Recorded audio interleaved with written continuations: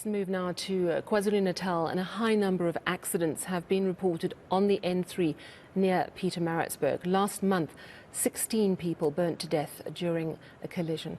Transport authorities are cautioning motorists heading to the province ahead of the Durban July weekend. eNCA senior reporter Dasen Thathiah is on the story, and he joins us now. Dasen, good evening. We know the N3 is a really busy road, but it's always been a fairly well-maintained road.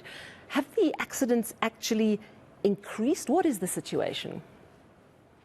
Well, it seems to have been, or at least the number of accidents that have been reported has increased. But paramedics are saying that they head out to that area, one particular stretch just outside Pietermaritzburg, at least twice a week for a serious crash. Just last week, there was a crash there which resulted in a chemical spill. One person died there. You mentioned in the intro the accident last month. That was a horrific crash. 16 people that burnt to death in a pileup there. And there have been other fender benders as well. So while it's not new, while there have been accidents throughout the years, it just seems that the frequency of them now has increased. And in almost all of them, you have heavy vehicles that are involved. And this is what people on the ground are telling us, those that attend to these accidents. I'm talking about paramedics, the authorities that are responsible for the roads. They are talking about the number of crashes in the vicinity. Now, the other thing that's going on there is that there are roadworks that are underway.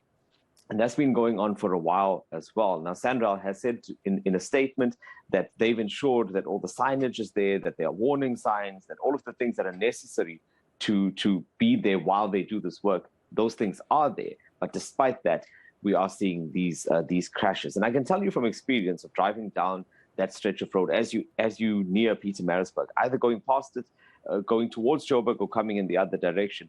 It's definitely a hairy experience. If you're driving down, you've got a barricade on the side, you've got a heavy vehicle on the other side. And I think there are quite a few people that would share that experience. So today we had an opportunity to speak to some of the paramedics that work in that area.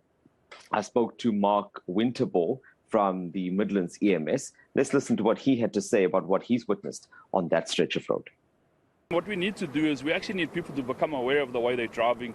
They need to change their driving habits. We need to enforce stricter fine procedures or police monitoring in these areas to ensure that people adhere to the Road Traffic Inspectorates Act.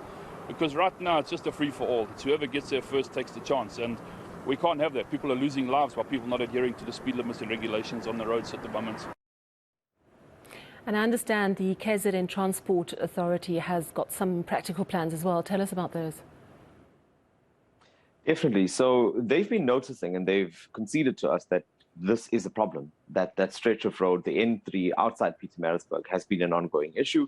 And they've also acknowledged the large number of accidents that we are seeing there. But now, in this particular weekend, you've also generally you would have visitors coming in from Johannesburg and other areas coming in for the Durban July.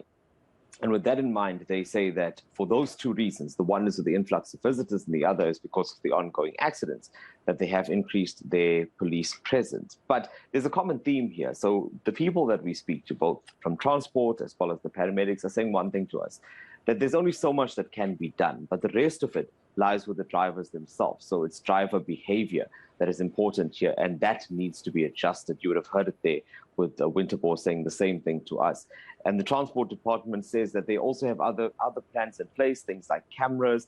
They're asking those that are driving the heavy vehicles, for example, to come to a complete stop, before they get to an area like the Peter Brown off-ramp, and then instead descend in a lower gear. Now, all of these things are practical measures that are supposed to lower the accidents. Let's listen in now to what the Transport Department had to say to us earlier. Since the construction started, there's been a number of accidents in that area. However, the department, working together with SANRAL, we have developed the traffic management plan to deal with the issue of the accidents in that area, and mainly the issue of trucks. So we are trying to develop an approach where during peak hours we are going to make sure that we put a compulsory stops to trucks. But as part of the plan, we are also going to be putting in cameras.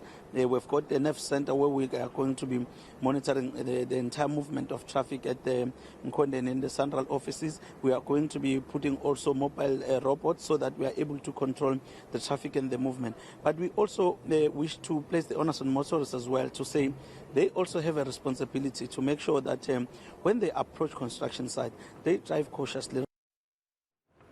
Yeah, at the end of the day, it's important that we are very careful drivers, especially on those busy and potentially dangerous stretches. Thank you so much, Dasen Thathiah, coming to us live from Durban. Let's move.